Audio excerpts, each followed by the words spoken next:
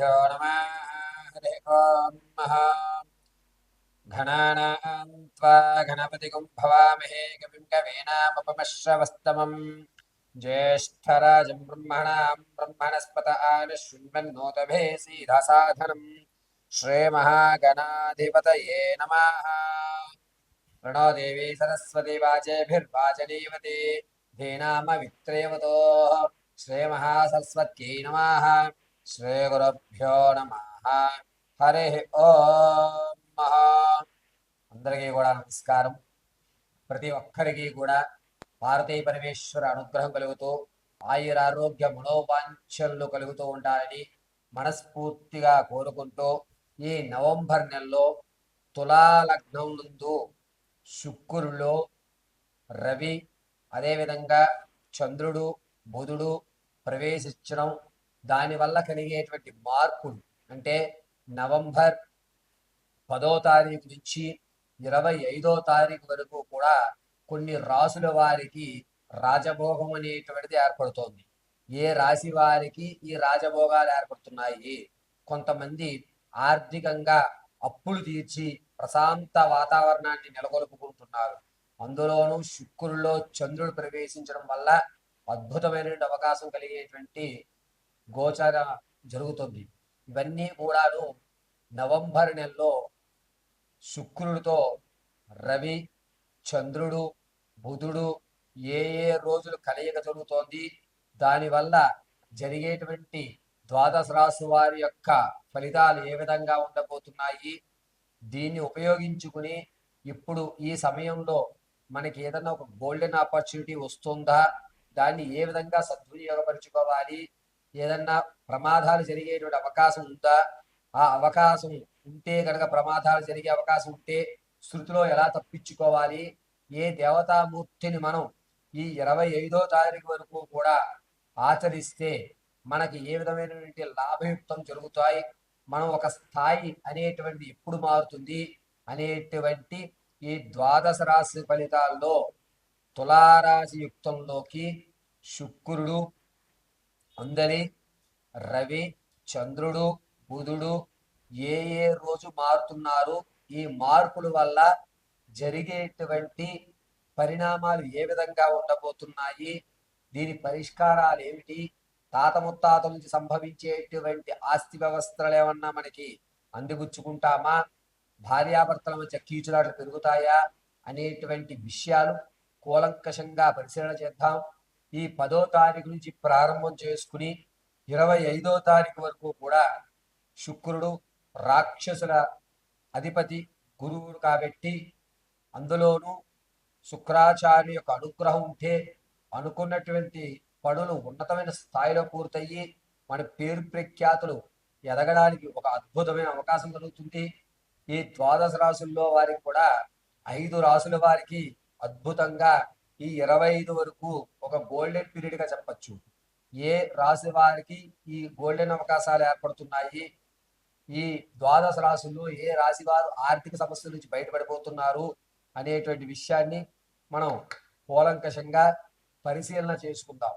అంతేకాకుండా వచ్చేటువంటి ప్రమాదాలు తప్పించుకోవడానికి ఏ మూలమంత్రాన్ని మనం పఠించుకోవాలి అనేటువంటి విషయాన్ని కూడా మీకు అమ్మవారి అనుగ్రహంతో నాకు ఉన్నటువంటి జ్ఞానాన్ని ఉపయోగించి చెప్పడం జరుగుతుంది.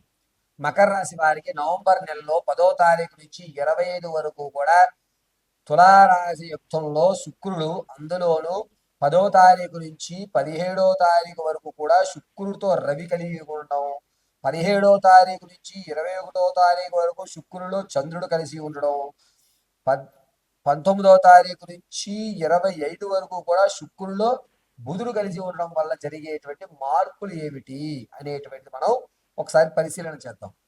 శుక్రుడిలో రవి ప్రవేశించడం వల్ల 10వ తారీఖు నుంచి 17వ వరకు కూడా మకర రాశి వారికి అనూహ్యంగా మీ ప్రమేయం లేనటువంటి చోట మీ పేరు రావడం, మీరు అనూహ్యంగా ఆ పనిని పూర్తి చేయడం, ఇది నేనేనా చేసింది అని ఒక సందిగ్ధంలో ఉండగా మిమ్మల్ని జనాలందరూ గౌరవించడం, నీ వల్ల అయింది నీ వల్లే అయింది అని అనూహ్యమైన పేరు మీకు రావడం, దీనివల్ల సమాజంలో గౌరవం పెరగడం, ఆర్థికంగా కూడా కాస్త మీరు నిలబడ్డం అనేది జరుగుతూ ఉంటుంది. మకర రాశి వారికి 17వ తారీఖు వరకు కూడా ఆనందకేలి విలాహితలో కానీ శుభ కార్యక్రమాల్లో కానీ మీరే పెద్దపీట వహిస్తారు, మీకే పెత్తనం ఇస్తారు, మీ చేతికి తాళాలు ఇచ్చి మొత్తం వ్యవస్థ అంతా నువ్వే నడపయ్యా అని చెప్పి మిమ్మల్ని ఒక స్థితిగతుల్లో ఉంచేటువంటి అవకాశం ఏర్పడుతుంది. పైగా ఆ సమస్య మీ వల్ల పరిష్కారం కాకపోయినా ఎక్కడో అక్కడ మీ పేరు ఉపయోగించడం వల్ల ఆ క్రెడిట్ మొత్తం మీకే లభిస్తుంది. ఇక మకర రాశి వారికి 17వ తారీఖు నుంచి 21వ తారీఖు వరకు కూడా శుక్రుల్లో చంద్రుడు ప్రవేశించడం వల్ల నేను తీసుకున్న క్రెడిట్ ఖచ్చితం కాదు, నేను ఏదన్నా సాధించాలి, రేపన్న రోజు ఎవరన్నా అడిగితే దానికి తగ్గట్టుగా సబ్జెక్ట్ నా దగ్గర ఉండాలి కదా అని మీరు కొంచెం మీ గురించి మీరు ఆలోచించుకుని శ్రమపడి కొంత విషయ పరిజ్ఞానాన్ని అయితే మాత్రం అన్ని రంగాల మీద అలా అలా కేంద్రీకృతం చేసి ప్రతి విషయాన్ని తెలుసుకుంటారు. పైగా ఇంతకు ముందు మీరు చూడనటువంటి వినూత్నమైన పుణ్యక్షేత్రాల దర్శనం చేయడం, దానివల్ల ఒక అనుభూతిని పొంది మీలో కొన్ని మార్పులు అనేటువంటివి 21వ తారీఖు 17వ తారీఖు నుంచి 21 వరకు మీలో కొన్ని మార్పులు జరుగుతాయి. అది మీ మాట తీరు కానీ, మీ నడవడిక కానీ, మీరు ఎదుటివాడితో ప్రవర్తించే ప్రవర్తన కానీ, లేదా ఇంతకు ముందు మీరు కొనసాగించి వదిలేసినటువంటి బంధాలు కానీ, ఇక నుంచి కొనసాగిద్దాం అనుకున్న బంధాలు కానీ, ఏదన్నా కానీ వాటిలో ఒక మెరుపుదనం కనబడుతుంది. ఇదే ప్రవర్తన ఇంతకు ముందు ఉంటే మనం ఇలా ఉండేవాళ్ళం కాదుగా, మన స్థితే మారేదిగా, సరేలే అనేటువంటి ఒక విధానంలోకి జనాలందరూ ఈ మకర రాశిలో ఉన్నటువంటి వారు చూడడం జరుగుతుంది. 21వ తారీఖు నుంచి 25 వరకు కూడా శుక్రుల్లో బుధుడు ప్రవేశించడం వల్ల కొత్త వ్యాపారాలు ప్రారంభం చేయడం, కొత్త కొత్త వాళ్ళతో స్నేహాలు చేయడం, కొత్త పరిచయాలు ఏర్పరచుకోవడం, మీ స్థితిని మార్చుకోవడం అనేటువంటి ఖచ్చితంగా జరుగుతూ ఉంటుంది. ఈ మకర రాశి వారికి శుక్రులో బుధుడు 21వ తారీఖు నుంచి 25 వరకు కూడా ప్రవేశిస్తూ ఉండడం వల్ల ఆరోగ్యపరంగా కొన్ని ఇబ్బందులు అనేటువంటివి మీకు ఏర్పడుతున్నాయి. ఏ విధమైన అంటే శరీరంలో మీరు అనుకున్నటువంటి విధానం పూర్తిగా మారుతుంది, మీ యొక్క స్థితిగతులు అనేటువంటి మారుతుంటాయి, మీ యొక్క స్థితిగతులు మారడం అనేది జరుగుతుంది. మీరు ఎవరూ లేనటువంటి ప్రాంతాలకి ప్రమోషన్లు అవ్వడం, అక్కడ ఏమీ తెలియకపోయినా కొత్త వాతావరణాన్ని అలవర్చుకొని మీ యొక్క స్థితిని మార్చుకోవడం అనేటువంటి చేస్తూ ఉంటారు. పైగా మకర రాశి వారు ఈ నెలంతా కూడాను ఏదన్నా గ్రామ దేవత ఆరాధన చేయడం చాలా మంచిది. పైగా ప్రతినిత్యము కూడా మీ ఇంట్లో ఉన్నటువంటి దేవతామూర్తి ఎదురుగా నువ్వుల నూనె, వేప నూనె రెండూ కలిపి దీపారాధన చేయండి.